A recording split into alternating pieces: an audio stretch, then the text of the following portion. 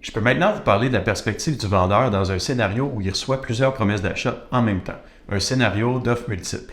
Tout d'abord, le courtier immobilier qui représente le vendeur est appelé dans le domaine le courtier inscripteur. C'est lui qui inscrit la propriété sur le marché.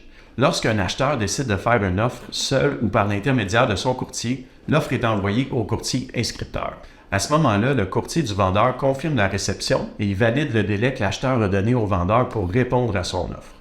Le courtier valide ensuite avec le vendeur du moment choisi pour répondre à la première offre. Ensuite, le courtier inscripteur avise aussitôt tous les gens qui ont manifesté de l'intérêt pour la propriété qu'une offre a été faite en leur indiquant le délai qu'ils ont pour en faire une aussi.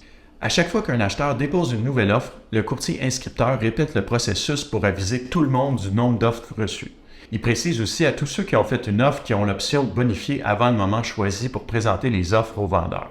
Avant de présenter les offres à son client, le courtier du vendeur va prendre le temps de toutes les analyser pour valider qu'elles n'ont pas d'erreur et le bon courtier va aussi synthétiser toutes les offres avec leurs conditions sur un tableau clair pour son client. Vient l'heure des présentations. Le courtier inscripteur va inviter en personne ou par téléphone les courtiers des acheteurs qui désirent présenter l'offre de leur client tour à tour et il va présenter lui-même les offres de ceux qui n'ont pas choisi de la présenter. Petite précision, le vendeur n'est pas obligé d'entendre des présentations des autres courtiers, n'empêche que ça peut être vraiment utile pour obtenir des détails supplémentaires.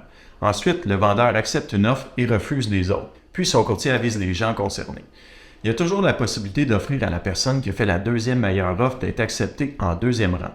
C'est-à-dire, si ça ne fonctionne pas dans les délais pour la personne qui a fait la meilleure offre, celui qui a une offre en deuxième rang prend le relais et achète à sa place, à condition de remplir toutes les clauses de son offre, bien évidemment.